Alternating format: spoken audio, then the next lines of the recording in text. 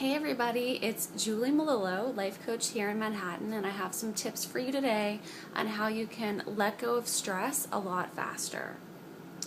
So the first thing to do when you notice that you're stressed out, and this could happen anywhere, for my traders, it's going to happen throughout the day, same with my entrepreneurs and my actors and musicians and all of you guys, you know how stressful life can be, or just my New Yorkers out there, in the course of your day, things get pretty stressful. So a way to manage that is a 5-step process that I'm going to take you through right now, and go ahead and write it down, and you can use this anytime, any place. It's really exciting. The first thing is to notice. Notice what you're feeling, and the way that you can notice that is a physical sensation. So if you notice you're stressed, you know that because of physical sensations in your body. So try to tune in on what the specifics are. You might have a pounding heart if you're anxious. You might have some burning in your chest if you're angry. You might have kind of a cold, prickly feeling if you have some uncertainty going on. So notice what it is physically. So step 1 is to notice. And step 2 is to ask what. What happened that made you feel this way? What happened that resulted in the feeling that you have right now?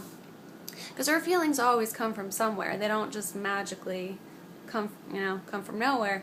So there was a situation or something happened or you thought something that then resulted in what you're feeling right now. So what happened that resulted in the feeling that you have right now? The next thing is to notice your reaction to having this feeling. And this is an important part. It's really interesting when you just clue in on what is your reaction to feeling this right now. Then, what's your reaction to your reaction of feeling this right now? That's also a really interesting one that we don't normally do, and this is really the key part here. Now, knowing all of this, you're going to just let it all go. And you can do that with some deep breaths, letting it out. Really just giving yourself permission to let it go is important. And after you've done these 5 steps, you'll notice it's actually really easy to let it go. A lot of what our feelings and thoughts are doing is trying to get our attention. So when we can very quickly get the message, yeah, I got it. I got the message. I know what I'm feeling. I know why I'm feeling that way. I know my reaction to it. I know my reaction to that. Then it's really easy to just, okay, now I can let it go. The more that you practice this, the easier that it's going to get. Let me take you through an example just to show you how you would do it. So let's say that you're waiting for the bus and the bus is running late, and you notice that you feel some anxiety and you're starting to get stressed out. So step 1 is going to be to notice that, to not push it out of your mind, to not tell yourself, oh, I shouldn't be stressed, but just to notice that you are stressed out and what that feeling physically feels like. You might have a tension headache starting, you might have just some anxiety, you might feel a little flustered, like, oh, when is the bus coming? Then you're going to ask yourself what, because you're going to notice this anxiety, and the next thing is going to be what happened to make you feel that way. So in this case, it's pretty obvious that the bus running late is what happened that made you feel anxious. So then you're going to take your reaction to all this. And this is really interesting because a lot of the time you might feel something like, oh, I wish I wasn't so stressed out right now. Why can't I be one of those calm people who's just chill all the time? Or you might have the reaction of, this stupid bus, really, like, can't they get on a schedule? Or you might have a reaction of, oh, I wish I could afford cabs everywhere. Why don't I have enough money to take cab service or car service wherever I'm going? So just notice your reaction to feeling stressed out. Then your reaction to your reaction. So you might be annoyed with yourself that you're getting so annoyed about the bus. Like, oh, it's really not that big of a deal. I should just be able to chill more. Or, yeah, the whole MTA, it's really slow and they really need to do something about that. This kind of thing. And you can keep going with this if you feel that it's not resolved. You can keep cluing in on your reaction to your reaction until you feel like you've reached a natural conclusion where, okay, I finally let it all out. This is my conclusion. At that point, let it all go and just breathe it all out. You know the deal. You know you're stressed because the bus is running late, and you know that that's caused you to feel this anxiety in your body. You know your reaction to that, whether you're mad at the whole MTA system, or whether you're annoyed at yourself for feeling stressed, or whatever that is.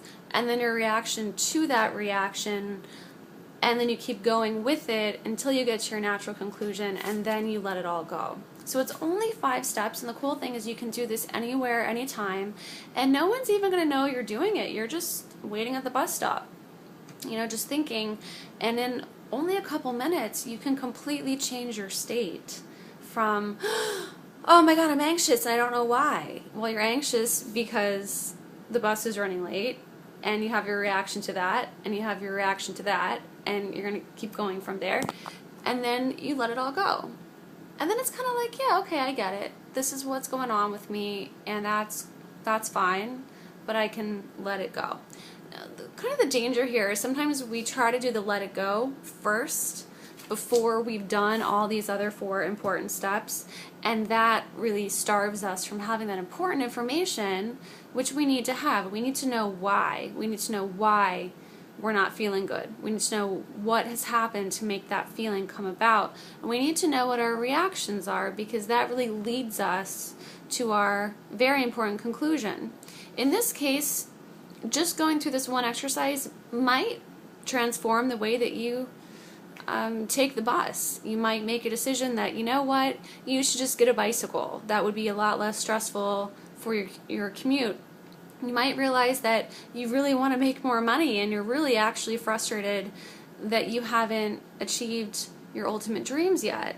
And this might be a chance to realize you don't want to be taking the bus. You want to be doing better than that for yourself, and you might need to look into your career a little bit, look into your self-confidence. So there's so many great, amazing things that come from doing this process. So just to summarize again, first, notice what's the feeling in your body.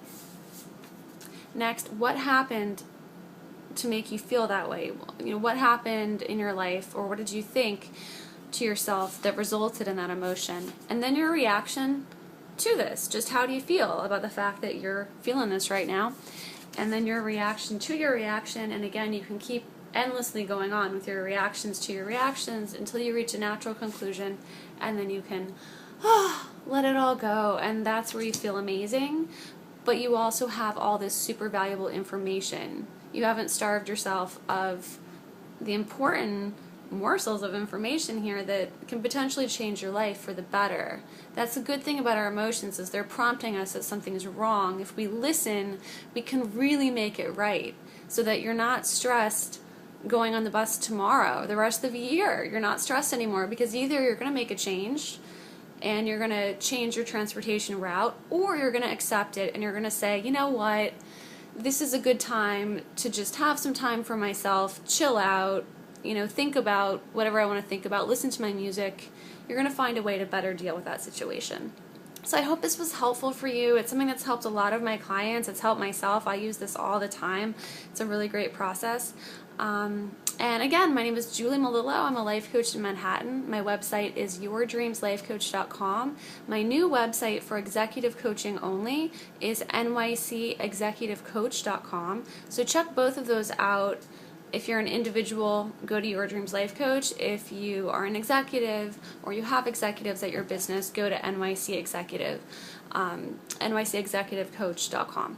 So thank you for watching, everyone, and have a great day.